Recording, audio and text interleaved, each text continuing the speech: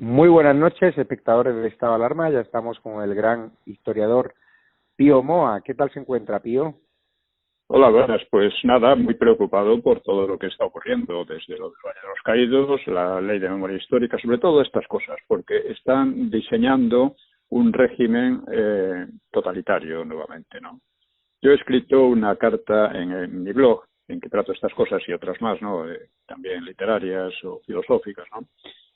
Pues he escrito una carta abierta al gobierno, que se la voy a leer. Cuando quiera. Dice así: damas y caballeros, ante todo debo felicitarles por los profundos sentimientos filiales que demuestran ustedes hacia sus padres y abuelos. Deberíamos también decir madres y abuelas. Actitud tanto más loable cuanto que otro partido, el PP, ha tratado de criminales a sus propios padres y abuelos, culpables de la guerra civil. Esto lo hizo Aznar en 2002. En ese sentido, son ustedes un modelo de piedad filial, tal como lo es de abyección el de los jefes del PP. Nada más natural, por tanto, que ustedes, sin necesidad de investigar más, hayan concluido que sus propios antepasados fueron unos dechados de cultura, virtud democrática y progresismo, vilmente masacrados por los antepasados del PP. Sin embargo, existen investigaciones fidedignas que demuestran que su estima por sus padres y abuelos, electivos, pues muchos de ustedes proceden de familias franquistas, esa estima, aun si moralmente encomiable, no se corresponde con la realidad histórica. Y dado que la ignorancia de un pasado aún nada remoto es inconveniente para personas que mandan en España, máxime si las encabeza un doctor, permítanme que les ilustre brevemente al respecto. Sus padres y abuelos, señores y señoras del gobierno, comenzaron la República incendiando más de 100 iglesias, bibliotecas, centros de enseñanza y numerosas obras de arte. Ustedes estarán de acuerdo en que resulta difícil considerarlos apóstoles de la cultura, pero es que su afición a quemar o destruir bibliotecas, obras de arte o edificios de valor histórico continuó, alcanzando un cenit en la insurrección socialista separatista de 1934 y ya desmadrándose absolutamente al reanudarse la guerra en 1936. Con certeza puede afirmarse que ningún partido en toda Europa ha destruido en su propio país más bibliotecas y arte que los del Frente Popular, es decir, los padres y abuelos de ustedes. No fue esta afición al fuego lo único que distinguió a sus padres y abuelos. No menor fue su afición a la sangre. En los 2 primeros años de la República, gobernados por las izquierdas, las víctimas mortales de violencias políticas ascendieron, según cálculos moderados, a unos 500. Las víctimas fueron en su práctica totalidad gentes de derechas, más un número de izquierdistas asesinados por otros izquierdistas. ¿Se identificarán ustedes con ellos después de conocer estos detalles? El violento caos del bienio izquierdista de la República hizo que el pueblo reaccionase, dando una amplia victoria electoral a la derecha en 1933. ¿Y cómo reaccionaron sus padres y abuelos, damas y caballeros del gobierno? Unos intentaron un golpe de Estado, otros, el PSOE y los separatistas catalanes, se declararon en pie de guerra contra la legalidad republicana y la democracia. ¿Llamarían ustedes demócratas a sus abuelos y padres comprometidos en tales cosas? Piénsenlo. La declaración de guerra del PSOE y los separatistas se tradujo en una insurrección armada. El PSOE pretendía con ella implantar un régimen como el de la Unión Soviética de Stalin. Y los separatistas trataban de avanzar hacia la disgregación de España, separando a Cataluña. Vencer aquella insurrección costó casi 1.400 muertos, con nuevas y masivas destrucciones de edificios, fábricas, bibliotecas y obras de arte. Una verdadera guerra civil durante 2 semanas en Asturias y muertos en más de la mitad de las provincias de España. La derrota de aquellos planes no hizo cambiar de actitud a los antepasados directos de ustedes, sino que en 1936 procedieron a falsificar las elecciones, ocupar el poder y desde él derribar la legalidad republicana para instalar un régimen de terror y arbitrariedad, con unos 400 muertos en solo 5 meses. Reflexionen una vez más. ¿Llamarían ustedes en serio demócratas a sus abuelos y padres? Y ya durante la guerra, la afición al incendio y la sangre de aquellas buenas gentes alcanzó tales cimas de brutalidad y de sadismo que dan escalofríos a cualquier persona medianamente sensible. Y no fue eso todo. El PSOE envió a Moscú las reservas de oro de España, convirtiendo a Stalin en amo de la alianza de sovietizantes y separatistas en que consistió el Frente Popular. Ello aparte, el PSOE organizó una campaña masiva de robos y expolios a particulares y al tesoro histórico artístico de la nación, y esos cuantiosísimos fondos dieron lugar en el exilio a reveladoras y sórdidas peleas entre los dirigentes, en particular entre Negrín y Prieto. Todos estos hechos son indiscutibles y, lamentablemente, damas y caballeros, esta es la verdad sobre sus padres y abuelos, sean físicos o electivos. Dirán ustedes que los nacionales también practicaron el terror. Cierto, pero hay tres diferencias cruciales. El terror fue comenzado por sus padres y abuelos ya desde la quema de conventos, bibliotecas, etc., seguido por las violencias del primer bienio y la insurrección del 34. En todo ese tiempo, más del 90% de los asesinatos fueron perpetrados por sus padres y abuelos. No se puede equiparar el terror de quienes comienzan y agreden y el de quienes finalmente recurren a él para defenderse. En segundo lugar, el sadismo y ensañamiento de sus padres y abuelos, damas y caballeros, no tiene paralelo con el terror contrario. Y finalmente, los nacionales no ejercieron el terror entre ellos mismos, mientras que los partidos del Frente Popular se asesinaron a mansalva entre sí, culminando en una guerra civil entre ellos. ¿Ignoraban ustedes estas cosas? Pues es hora sobrada de que las conozcan, porque no son invenciones de propaganda. Añadamos que sus padres y abuelos estaban empeñados en sovietizar o desintegrar España, cosa que no querían consentir los nacionales. Este no es un detalle trivial, en realidad es lo que explica la guerra. Dirán ustedes también que si el PP ha reconocido la criminalidad de los suyos, ¿para qué molestarse en investigar más? Es una actitud errónea. Los hechos históricos, constatables y documentados, pesan mucho más que las opiniones de ocasión de los políticos, de sus fáciles condenas o alabanzas. El problema está en que no han sido ustedes los únicos en falsificar la historia. También ha colaborado en esa labor el PP, y con entusiasmo, figurándose que con ello se hacía el demócrata. Y el resultado es la repetición de viejos errores, el resurgir de los odios que destrozaron a la República, unas tensiones separatistas que amenazan la integridad nacional, etc. Y algo más. Han elaborado ustedes una ley de memoria, que llaman histórica o, para mayor sarcasmo, democrática, cuyo contenido es la persecución de las libertades de opinión, expresión, investigación y cátedra.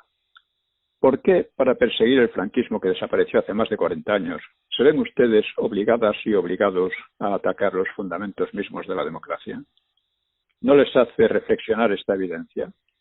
Con esa ley y las medidas derivadas de ella, ustedes están dando pasos decisivos en la destrucción de una democracia acordada por abrumadora mayoría popular en 1976 de la ley a la ley, es decir, basada en la legitimidad del franquismo. Y eso es lo mismo que hicieron sus padres y abuelos durante la República, damas y caballeros, destruir la legalidad.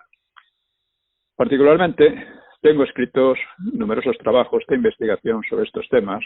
Preparo uno sobre el nacimiento, evolución y destrucción de la República, y hace unos meses publiqué ¿Por qué el Frente Popular perdió la guerra? Me permito recomendarles que los lean y los mediten, porque quizá estén ustedes a tiempo de superar su ignorancia y frenar su carrera enloquecida hacia la repetición de los viejos y funestos errores que dieron lugar a la guerra. Una guerra que es de esperar que ahora se dirima en el plano de las ideas y de la democracia, y que ustedes volverían seguramente a perder si persisten en su ceguera. Bueno, esta carta que yo está en mi blog y hace unos días, y yo me gustaría que fuera los lectores que estén de acuerdo con ello, que imagino que será la mayoría, pues que hagan todo el esfuerzo posible por divulgarla, porque creo que va al fondo de la cuestión y explica las cosas como realmente son y en la situación en que estamos, ¿no? Pero he escrito otra carta a las jefas y jefes del PP. Todo esto, sí, pues, paso a leerla. También empieza así. A las jefas y jefes del PP. Damas y caballeros, recientemente escribí una carta abierta al gobierno con el propósito de corregir su evidente ignorancia sobre lo que fueron e hicieron realmente sus padres y abuelos, y para hacerle ver las graves consecuencias políticas actuales de esa ignorancia, llamémosla así.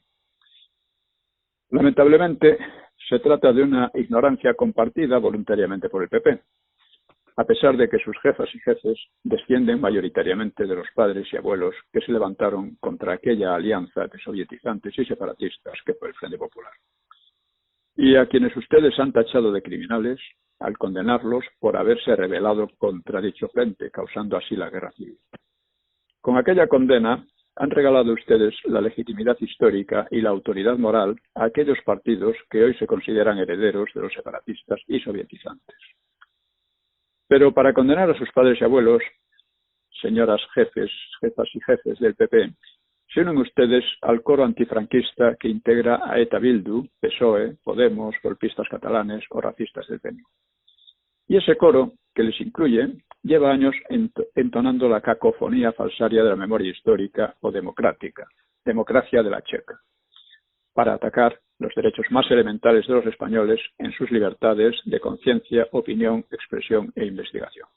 Es decir, para atacar al franquismo necesitan todos ustedes atacar los fundamentos mismos de la democracia. Una aparente paradoja que intentaré aclararles explicándoles quiénes fueron esos padres y abuelos de quienes ustedes reniegan. El Frente Popular, señoras y señores, fue una alianza de separatistas y partidos en los que predominaban quienes buscaban sovietizar España, a imitación de la Unión Soviética de Stalin. Esto no es propaganda, y si les queda alguna duda, les invito a leer mi reciente libro ¿Por qué el Frente Popular perdió la guerra? Pues bien, quienes provocaron la guerra civil no fueron los padres y abuelos de ustedes, sino los de los separatistas y del actual gobierno. Apenas llegada la República, empezaron sus atentados que causaron cientos de muertos.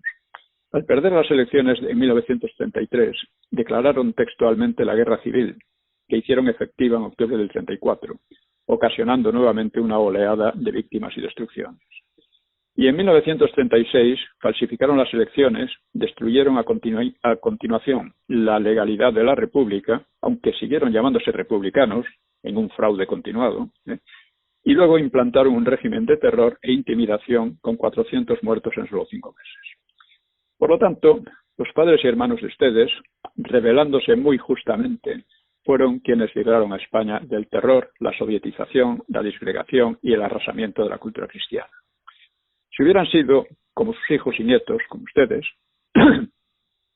ciertamente hoy España estaría troceada en estaditos de chiste manejados por potencias exteriores o en la misma situación que Cuba o Venezuela. Para vencer tales amenazas, aquellos hombres corrieron enormes riesgos y debieron aplicar medidas duras. Fue preciso castigar a muchos asesinos y chequistas del Frente Popular, abandonados por sus jefes que se llevaron al exilio inmensos tesoros robados. Fue preciso restringir las libertades de quienes habían traído el caos y la guerra. Pero superando durísimas pruebas, sus padres y hermanos y abuelos no solo ganaron una difícil guerra, también evitaron a España la guerra mundial que habría multiplicado víctimas y destrucciones. Derrotaron al maquis comunista y derrotaron un criminal aislamiento exterior promovido por la Unión Soviética y diversas tiranías y democracias extrañamente mezcladas. Aislamiento que perseguía imponer en España una gran hambruna para derrocar a quienes habían vencido a sovietizantes y separatistas. La victoria de sus padres y abuelos son méritos históricos sin precedentes en España desde la Guerra de Independencia. Lástima que sus hijos y nietos valgan tan poco. Aquella generación creó, con sacrificio y esfuerzo, una sociedad no solo próspera, sino muy mayoritariamente libre de los odios políticos que destruyeron la República. Una sociedad que en diciembre de 1976 decidió democratizarse de la ley a la ley, sin renegar del pasado y contra los nostálgicos del Frente Popular, disfrazados de demócratas y empeñados en un salto atrás sobre 40 años fructíferos para enlazar con la situación que llevó a la guerra civil. Entonces no era posible aún engañar al pueblo con monsergas de memoria. El pueblo venía directamente del franquismo y sabía lo que había pasado. Eso les ha exigido a ustedes, el engaño, varias décadas de falsedades. El franquismo cumplió brillantemente un papel histórico fundamental y la democracia llegó a España por una evolución sin traumas. Esto la distingue muy positivamente sobre casi todas las demás naciones de Europa Occidental, que no deben sus democracias a sí mismas, sino al ejército norteamericano e indirectamente al soviético. En fin, si el franquismo fue un régimen criminal, como ustedes sostienen, junto con el PSOE, los separatistas, Podemos, etc., Entonces los comunistas y la ETA, que lucharon contra él, tenían razón. Y ustedes, más los socialistas y separatistas que prosperaron en el franquismo como casi todo el mundo, incluso en el aparato del Estado criminal, entre comillas, son cómplices del supuesto crimen, ustedes. Ustedes caen en su propia trampa. Ustedes y toda su compañía son antifranquistas y demócratas de pandereta. Fingen atacar lo que no existe desde hace 4 décadas para atacar la democracia que realmente decidió el pueblo en 1976 y que llevan ustedes muchos años socavando y desfigurando. Por mi parte, sí luché contra el franquismo cuando existía y arriesgando mucho. Y luego, largos años de investigación historiográfica, de reflexión y análisis político, plasmados en una serie de estudios y ensayos, me han hecho ver estas realidades históricas y actuales a las que ustedes cierran los ojos abyectamente. Les recomiendo su lectura, pues nunca han sido rebatidos. Y al no poder ser rebatidos en un debate libre y democrático, en el que no podrían sostenerse, los antifranquistas de pandereta, en plena quiebra intelectual, han debido recurrir a una ley de memoria al estilo soviético, atacando no el franquismo sino la libertad. Pero si algo es necesario hoy en España, es ese debate libre que clarifique un panorama político que todos ustedes oscurecen cada día. El filósofo Jorge Santayana escribió que un pueblo que ignora su historia se condena a repetir lo peor de ella. Con su política están ustedes precisamente empujando en ese sentido, aliados con ETA, Bildu, separatistas, socialistas y Podemos. No sé si serán capaces ustedes de rectificar, me temo que no. En todo caso, deben hacerse conscientes de sus responsabilidades, que son mucho más graves que la corrupción por la que les han desalojado del poder otros más corruptos que ustedes. Otra muestra de la democracia, entre comillas, que defienden todos. Esta es la carta a las jefas y jefes del PP, para que se enteren de lo que son y de lo que hacen y las consecuencias de lo que hacen, a lo que quieren cerrar siempre la vista, ¿no? Y bueno, espero lo mismo que el anterior, que esta tenga la máxima difusión. Lo intentaremos y fíjate Sí. los tiempos oscuros que vienen, que ya ha dicho el ministro de Justicia que la semana que viene empieza a tramitar los indultos a los golpistas del 1. Sí. Sí. Todo es en plena ilegalidad y un gobierno de delincuentes que hay que desalojarlo de una manera o de otra porque esto nos lleva a la ruina y a la catástrofe. Pues la Y sociedad aquí está dormida. la sociedad está dormida en gran medida y si está dormida hay que despertarla, claro, pero en gran medida por el PP. El PP ha sido el mayor desastre que hemos sufrido porque la gente le ha votado pensando que era una oposición a los otros y en realidad han sido sus aliados, sus auxiliares, encargados de impedir que surgiera una respuesta, impedir que hubiera una resistencia a todas estas cosas. Si separatistas y socialistas han llegado tan lejos, ha sido porque enfrente tenían a una falsa oposición que en realidad era su auxiliar. Esto es preciso organizarse y es preciso plantearse la lucha contra esta gente muy en serio. Yo espero que Vox se dé cuenta de lo mucho que se juega y que en su moción de censura, que puede tener una gran importancia, estas cuestiones sean fundamentales, sean expuestas de manera fundamental y que no se pierdan en cuestiones políticas secundarias, que pueden ser muy importantes pero que actualmente son secundarias. Ahora mismo la defensa... Sí. No, que ahora mismo la cuestión del Valle de los Caídos es algo absolutamente crucial. O sea, el Valle de los Caídos, primero, es el monumento mejor, más hermoso y más magnífico que se ha hecho desde la Segunda Guerra Mundial, en todo el mundo, Es armónico, es artístico. El propio Preston decía, el Valle de los Caídos es una maravilla, el propio Preston. Pero llegan estos talibanes, esta gentuza, que tratan de destruirlo. ¿Por qué? Primero, claro, el Valle de los Caídos es un símbolo de la victoria y hay que insistir de la victoria sobre sovietizantes y separatistas, sobre sovietizantes y disgregadores de España. En segundo lugar, es un símbolo de la reconciliación. Primero porque se llevó allí restos de muchos de esos llamados republicanos, no eran republicanos, o sea, del Frente Popular, defensores del Frente Popular, se llevaron allí pues para buscar un símbolo de reconciliación. Porque la reconciliación en España, que vienen diciendo estos golfos que se consiguió en la transición, no es cierto en absoluto, y la prueba es que actualmente son irreconciliables, ¿no? No, se reconsiguió en los años 40. Se consiguió en los años 40 porque la gente que había vivido el Frente Popular en España no querían de ninguna manera volver al progresivo.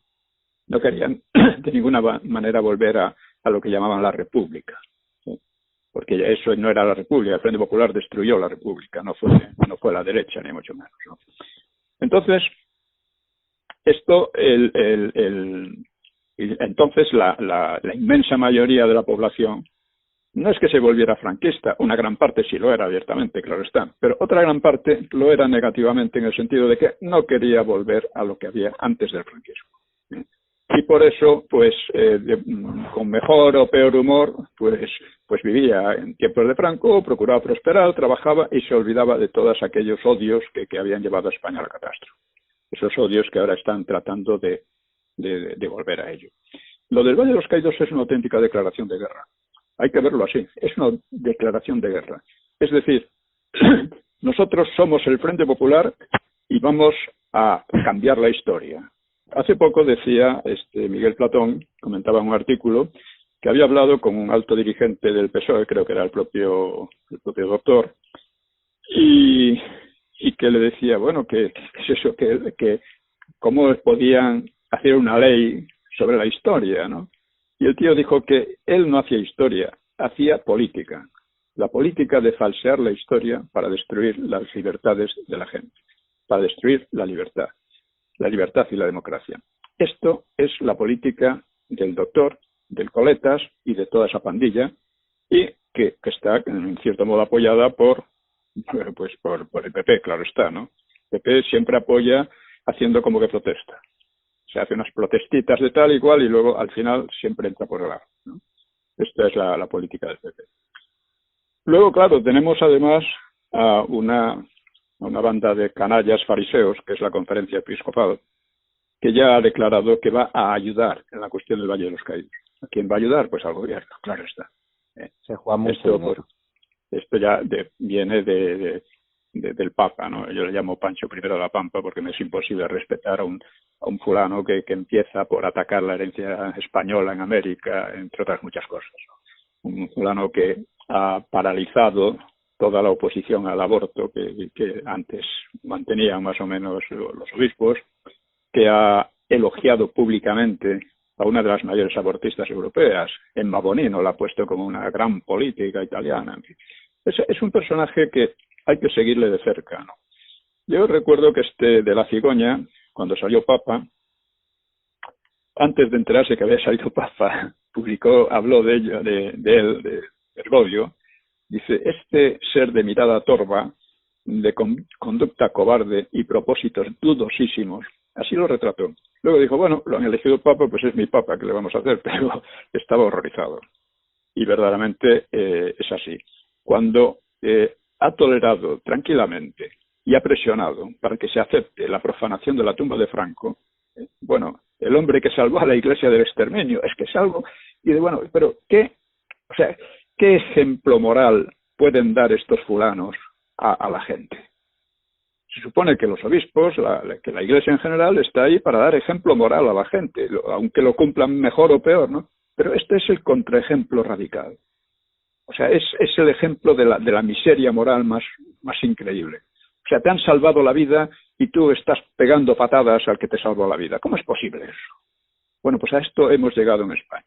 Y lo más asombroso es que toda esta gentuza se ha presentado como defensores de la democracia. Lo hacen en nombre de la democracia. Porque claro, el franquismo fue una dictadura, claro. Una dictadura que no tuvo oposición democrática y de la cual salió luego la democracia. Porque de los antidemócratas, que eran comunistas o terroristas, no podía salir. Bueno, pues esta realidad histórica ha sido de tal manera pisoteada, falseada y convertida en lo contrario, que pueden llamar ley de memoria democrática a una ley que persigue la democracia, que persigue las libertades más elementales de la democracia. O sea, el franquismo fue muy necesario históricamente, lo hizo muy bien en líneas generales, muy bien. Bueno, ya fue traicionada por el Vaticano II, por el Concilio Vaticano II, pero eso ya es otra cuestión. Pero quiero decir, bueno, dos palabras sobre esto también, ¿no? Quizás no, me estoy extendiendo mucho. Quiero decir que el Vaticano II, pues al romper con el franquismo, bueno, pues normal, o sea, ya no es un Estado confesional, de acuerdo, porque había sido el papado el que había presionado para que España se hiciera Estado confesional. Pero bueno, llega un momento cambia de política, bien. Pero es que a continuación empezó el diálogo con el marxismo, empezó a apoyar a los comunistas en España, comisiones obreras, etcétera, empezó a apoyar a los separatistas, empezó a apoyar a la ETA. Hombre, una cosa es decir, bueno, que no, ya no sois un Estado confesional, y otra ponerse a apoyar a los que asesinaron a mansalva a los propios curas, al clero en general, ¿no? Bueno, esto se ha hecho en España. Y si no somos conscientes de lo que esto significa, pues, bueno, podemos terminar como en el 36, que es a donde nos quieren llevar de nuevo estos canallas que están en el gobierno, estos delincuentes, ¿no?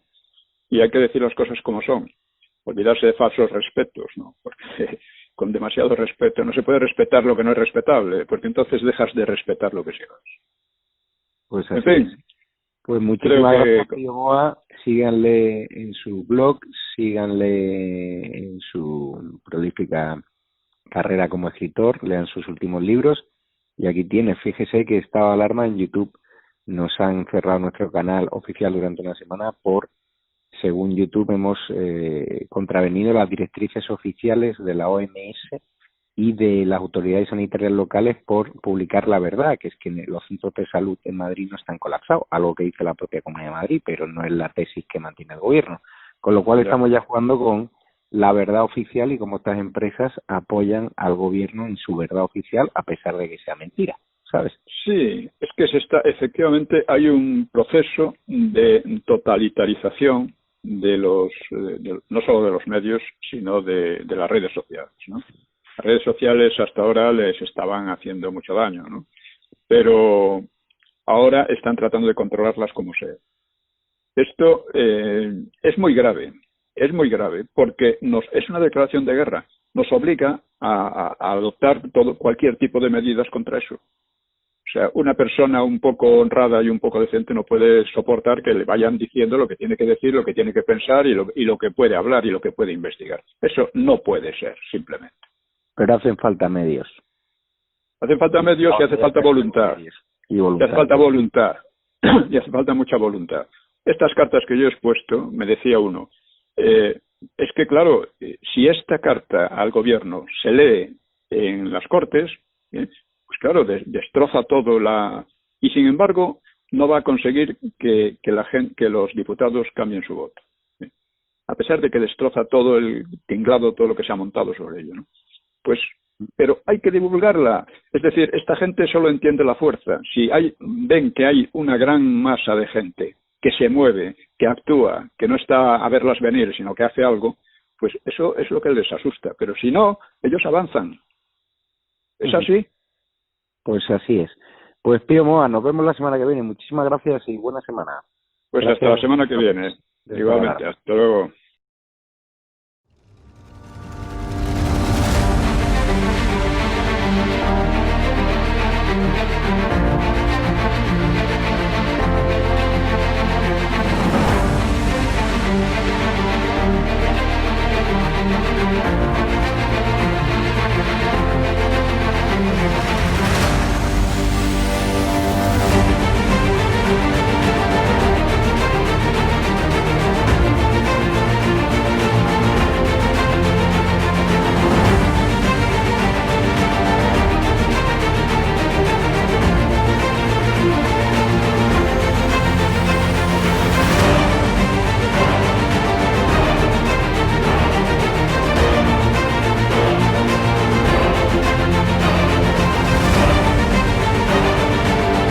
Lo más importante que ha sucedido en la transición. Roberto, ¿quieres que nos cierren hoy el canal también, no? Por lo que veo. Porque... Madre mía.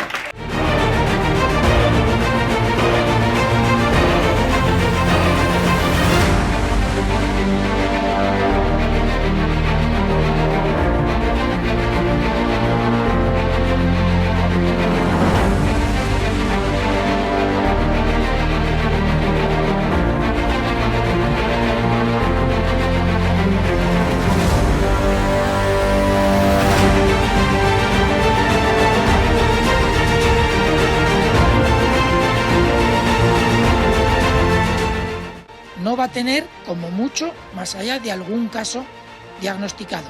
Se tratan de test fiables, homologados, y esto es muy importante. Los ERTEs no son parados. Hemos derrotado al virus y controlado la pandemia y doblegado la curva. Con Bildu no vamos a pactar. Con Bildu, se lo repito, no vamos a pactar. ¿Qué le va la vida? ¿Qué le va su vida? Las recomendaciones de los expertos, también de los científicos que asesoran al gobierno de España,